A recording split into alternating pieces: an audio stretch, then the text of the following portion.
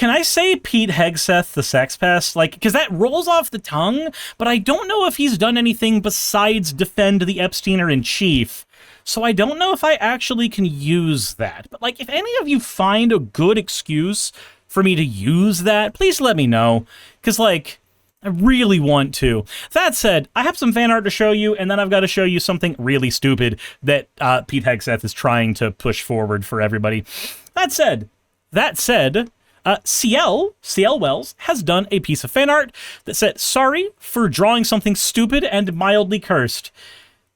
You know, I see that this is a Suris mascot outfit, and I think... I know that the inside of that is supposed to be, like, my body translucently through it, but I kind of saw it as bloodstains at first. Maybe my brain's corrupt, but, CL, thank you very much for the fan art. Cursed as it may be. Axo says, is it technically vor? I don't want to answer that. I don't want to answer that at all, actually. Think I'm good not doing that. All things considered. It looks very Invader Zim. Definitely. It's going to sing the Doom song now. Somebody's going to end up posting that and then trying to get me to play it on stream, and I'm not doing that right now. But thank you very much for the fan art submission. If you want your fan art to be shown in a future video, then Pete Kegsbreath is going to be right here to tell you exactly how he feels about that. At the Department of War, we have the most elite warriors on the face of the earth. We have the most elite warriors on the face of the earth, and we couldn't beat Iran. Single day, you are pushed to your absolute physical and mental limits to master the profession of arms. We demand your all, and you give it. But while we invest heavily in our weapon systems, platforms, and gear, our most decisive tactical advantage will always be the individual warfighter. Okay, so...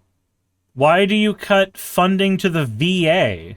Like, I'm sorry, but if you're going to be the person that argues that we have the most elite fighting force and they're our most dependable asset, they're the most important part of our military, then why the fuck do we treat veterans so goddamn bad when they come back with PTSD and broken-ass bodies because of the shit that we put them through?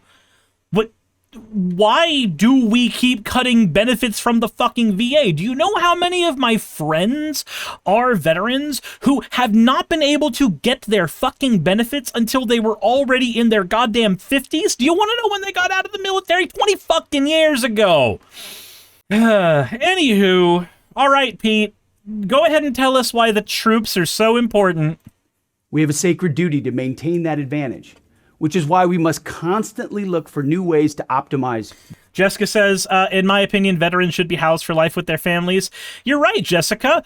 Counterpoint, everybody should be housed. Period. All of them. Every single one. As a base, just minimal thing that a fucking normal society does.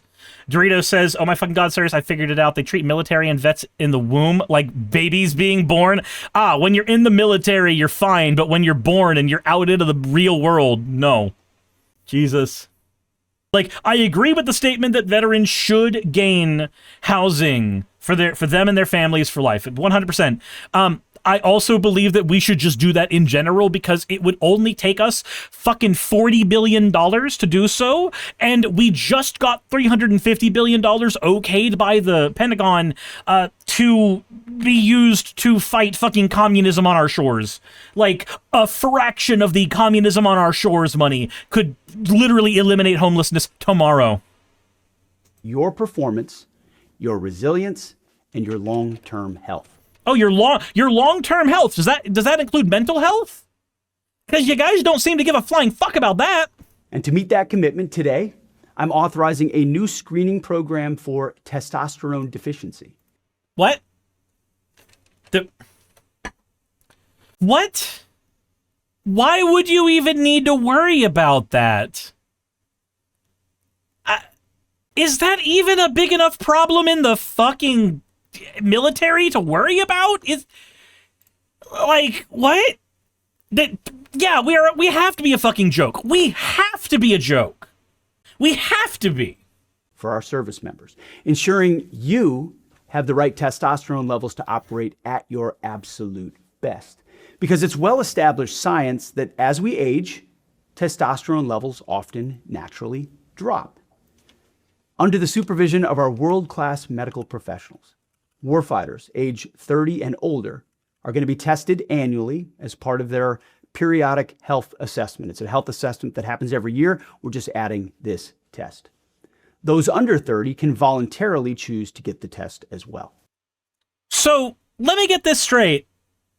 We are willing to ban trans people from the United States military, but we are willing to have a specific military supply of hormones to inject into them. We are literally doing gender-affirming care for soldiers while kicking the trans people out. Why? How does that make any sense? What the fuck? Testosterone injections. Do you know how many trans men would join the military right now? Because you're willing to just give them HRT. That's what HRT is. Finally, transgender for everyone. Oh my god.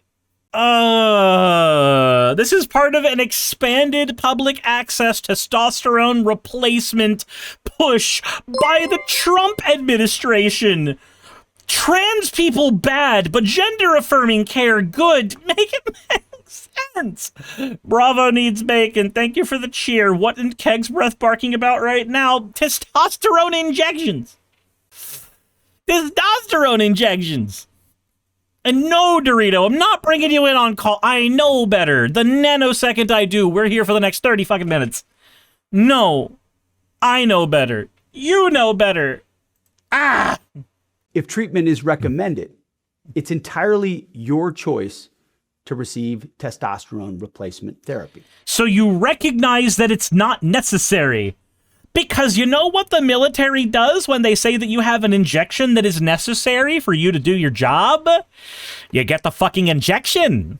You know why? Because it's necessary to do your job. That's why we vaccinate our soldiers before they go to various places around the goddamn world. That's why there's an entire regiment of shots soldiers have to get when they're in fucking boot camp. My God. What in the flying ass fuck? This initiative, it's not about artificial enhancement. It's about restoring and optimizing your natural capabilities, protecting your longevity. I want to read you a line right here. Health officials in the Trump administration have also touted the potential benefits of hormone replacement therapy for women. Hormone replacement therapy good, trans people bad. None of it makes any sense. Why even? Okay, so let me tell you. Hold on. If one of the arguments against trans people in the military is going to be that they cannot perform like everybody else in the military because they are deficient in certain hormones that they would need to be able to do their job in the United States military, and the answer to that would be hormone replacement therapy. But the answer to that is that we shouldn't have to do hormone replacement therapy for people in the military in the first place. But we're willing to do hormone replacement therapy for people in the military in the first place when they're fucking cis. Then why can't we do it for the trans people? No, it doesn't make any fucking sense at all. No, I can't talk fast enough for this. Axo says only get the E if you have the titty. Only get the T if you have the D. I'm gonna beat the Micro Machines guy with a tiny car. And ensuring you have the biological foundation required to sustain the fight. We owe our warriors the absolute best medical care in the world. And this program delivers on that obligation. Taking care of your long-term health means ensuring you remain strong, resilient, and capable, not just for your next deployment, but for the rest of your life. So you're saying that a United States soldier should be taken care of even after they are done in the military for the rest of their life, and yet you are very willing to cut military benefits down for those people? What the fuck? What the fuck? No! No! Vice Rhino says, high tea alpha male warriors. It's not just the males, though. They're also approving it for the women. The Trump admin's health officials have specifically said there will be benefits for HRT for women. Kick the transes out. But fucking, you know how you make the trans people more patriotic towards America? You give them fucking HRT. That's what you do. Can't. I can't. All right, Jessica, and no, absolutely not. You will learn to control yourself. You are an adult. People want to call me Daddy Suris. They're going to watch me actually act like one. Anyway, come on, Keg's Breath, let's continue. So you can thrive long after you take off the uniform. As we know, the modern battlefield is brutal and unrelenting. Definia says, what did Jessica say? I don't know, Definia. Maybe there's a reason that I timed Jessica out. Maybe there's a reason that I'm not going to repeat it, because maybe I don't want to get arrested. Requires and demands maximum psychological and mental readiness.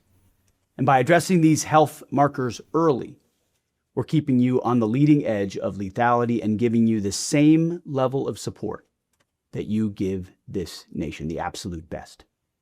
Godspeed, keep going, and God bless. All right. Okay. All right. Okay. All right.